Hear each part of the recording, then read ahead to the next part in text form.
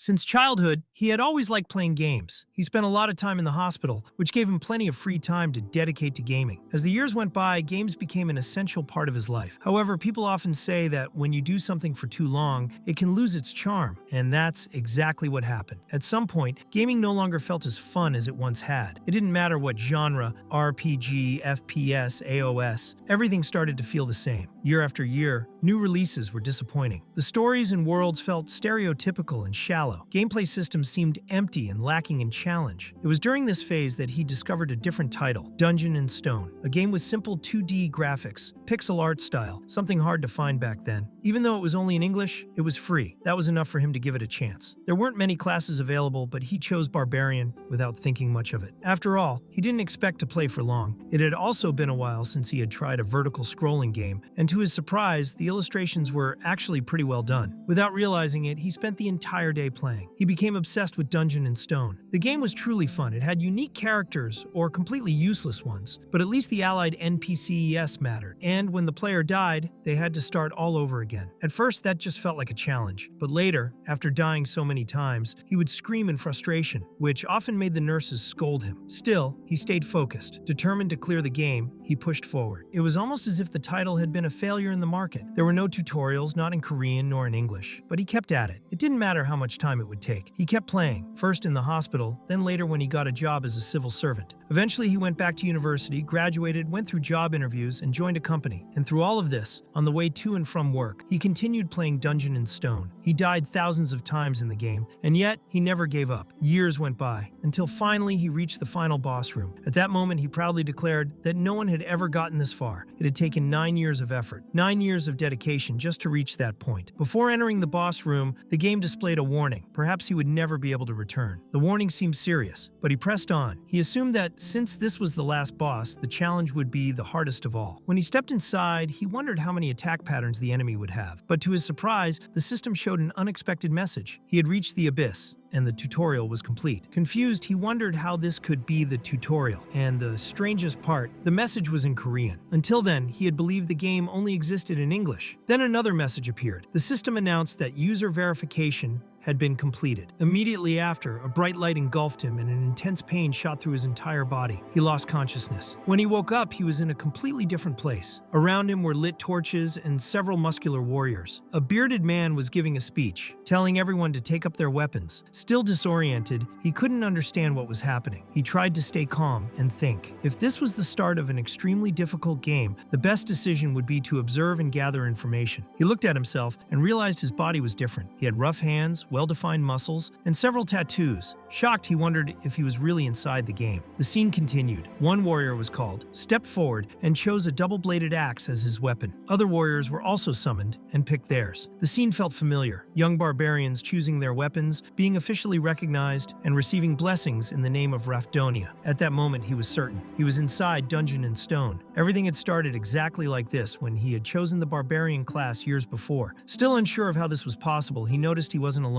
The man beside him was also in shock. He too seemed to have gone through the same thing. He had also been transported into the game and couldn't hide his despair. Suddenly, the bearded man interrupted the ceremony and asked who had spoken. He wanted to know who had opened their mouth. He pointed directly at the man standing beside him, who, terrified, was still trying to grasp the situation. When the bearded man asked again, he denied it. He knew it was dangerous to get involved. He preferred to stay composed. The bearded man decided that the other one was guilty. Without hesitation, he slit the man's throat on the spot. Blood poured out and silence fell over the place. He watched the scene without showing any reaction. He understood in that instant that any display of emotion could cost him his life. And in this new world, staying calm would be the first step to survival. The long-bearded man announced that Kadua's son had been possessed by an evil spirit and ordered everyone to erase from memory what the spirit had said. Without further delay, the ceremony continued. At that moment, the barbarian fully understood what was going on. People like him, outsiders who entered the game, were seen as evil spirits. If anyone discovered his true origin, he would be killed immediately. Therefore, his only option was to go through the ritual without raising suspicion. However, there was a problem. The bearded man was calling the young warriors one by one. using their names and their father's names. The barbarian didn't know his own name. Suddenly, this became a life-or-death situation. Not even the game system had revealed what his identity was. He had to think quickly. He came up with a simple strategy. If he heard a name and no one stepped forward within 2 seconds, he would step up and pretend to be that person. When the man called for the son of Jandel Bjorn, no one moved. 2 seconds passed. The barbarian then stepped forward, claiming that name as his own. The bearded man acknowledged him, ordered him to choose a weapon, and declared that he was indeed Jandel's son, Bjorn. With that, the young warrior had to make his second important decision. He knew that barbarians, unlike other classes, didn't have magical talent, but compensated for it with physical strength. Because of that, they needed close-range weapons, and he had already made his decision. He would choose a shield. That would be his best choice. The man then proclaimed that Jandel Bjorn had become a warrior, and that synchronization had been completed. His stats were set: level 1, with 25 in physique, 35 in mental, item level 24, and an overall combat index of 67. The first time he had played with that class, he chose a greatsword simply because he thought it looked cool, but he died often. He tried all kinds of weapons, but his gameplay was unstable. He could barely survive battles. At one point, he reflected on this. He realized that a barbarian didn't always need to be purely offensive. With his high vitality and strength, he could act as a kind of tank. While not as good at it as a dwarf, there was still enough potential. He didn't like the idea, but when he tested it for the first time, he was surprised by the result. A barbarian with a shield was incredibly tough. That was the most rational decision he had ever made inside Dungeon and Stone, and he didn't regret it. Right after, the arena gates opened. It was announced that the barbarians, who had undergone the coming-of-age ritual, must now proceed toward the Labyrinth of Rafdonia, located in the city of the same name. The leader declared that their destiny was tied to that place. Like a true barbarian army, they all charged forward, shouting. Bjorn decided to follow the group for now, even though he wasn't sure if they actually knew the way. Sometime later, one of the barbarians looked back and admitted he thought they were lost. The group started blaming him, since he was leading them, but Bjorn found it amusing how none of them seemed particularly intelligent. The previous leader, named Karak, gave up his position. Taking his place was Einar, the second daughter of Fenelin, but it didn't take long for her to get lost too. Bjorn started wondering if any of these warriors had a brain at all. Now everyone was arguing again, completely disoriented, not knowing how to get out of that cursed maze. That's when Bjorn decided to approach Einar, who already looked frustrated. She asked if he had come just to blame her too, but he replied no. He only wanted to show her the way to the labyrinth. He discreetly pointed toward a group walking ahead. They were the typical RPG characters: a dwarf, a knight, a mage, and a monk. They were commenting among themselves that those barbarians were dumb, savage, and ignorant. Even so,